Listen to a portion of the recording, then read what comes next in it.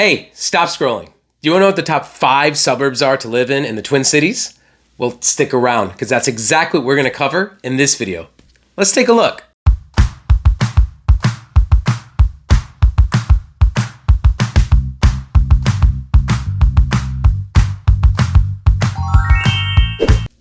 Hey, if you are new here and new to me, my name is Chris, and I make videos like this one to help people that are moving to, from, or around the state of Minnesota make better decisions in what they choose. If you like this sort of thing, consider subscribing to the channel and watching some more of my videos. And if you're looking to make a move in the next 3 days or 3 years, reach out because I'm actually a full-time real estate agent and I would love to help.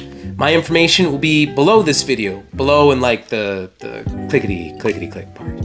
Anyway, let's get into today's video. So our top 5 are going to be ranked on a number of different metrics, typically going from desirability score across Google and across different polls, and then individually given statistics regarding their median home price, unemployment, poverty level, and just some general facts about it. By no means is this an exhaustive list, and if you feel that I am wrong, let me hear it. I've already been wrong about my previous videos saying that the Timberwolves are not going to go anywhere. Come at me, bro. Yeah, it happens on occasion, but definitely know if you think differently about it.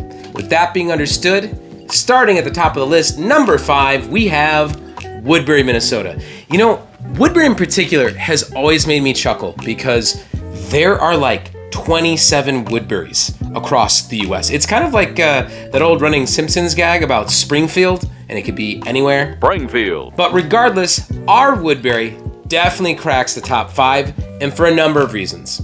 First things first, let's get into some of those aforementioned stats. Average home value, $464,233. Poverty level of 4.3%, and an unemployment level of 2.4%, which is actually even further underneath Minnesota's 2.7%.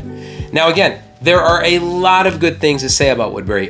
First things first, it has absolutely exploded in the last 10 years as it started bringing in its own Costco, its own Trader Joe's. You know, I'm not always trying to reference these retail outlets, but you do seem, at least in the Midwest in general, seem to follow a trend of as you see some of those businesses show up, everything else grows around it, and Woodbury is really no exception in that regard. Now, I've typically found Woodbury to be a particular choice for folks that are trying to get a little bit further to the east side. They want to get away from St. Paul, but maybe they're not quite ready yet to go into like Hudson, Wisconsin, or downtown is Stillwater. So it's kind of like a nice median spot in that northeast suburb corridor of Minnesota.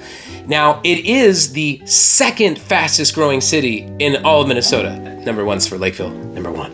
About right. But still, they've done a really good job, as I said, with what the changes they've made to the construction. That is also, though, one of the drawbacks you have to consider is that because there's so much being built, a lot of it is under construction, and there can be times where there's a lot of traffic. But again, overall, makes tons of sense that they're on this list. Number 4, Wayzata. Now, you can definitely tell if someone's from here or not because they will say Wayzata. It's a trap. And I still make that mistake from time to time, but hey, I could spend a whole video about why Minnesotans pronounce words weird and towns are not named correctly. But you know what? I'll let you guys tell me if you really want to see that. Regardless, Wayzata comes in number 4 for a number of fantastic reasons for it being on the list as well. Now, first things first for stats. It has an average home value of $839,781, a poverty level of 6.4%, and a unemployment level of 2.4%.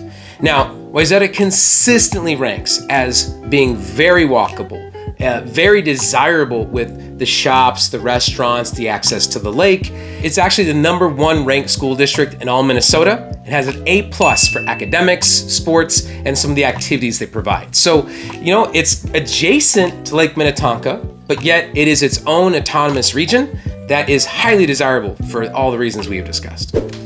Number 3 on our list, Edina.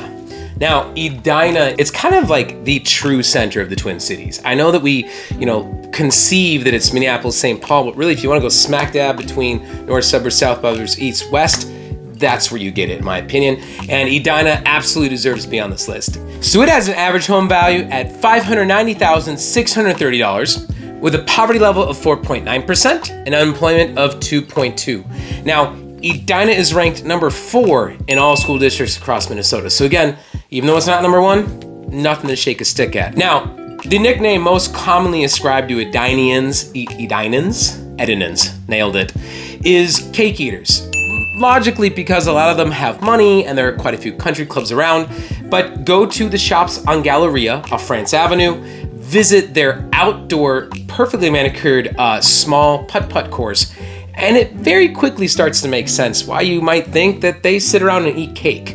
But again, Edina is so centrally located across our major 494, 62, 35 freeways, but it also has so many shops and so many desirable things within the way they build their houses that a lot of people really want to be here as well.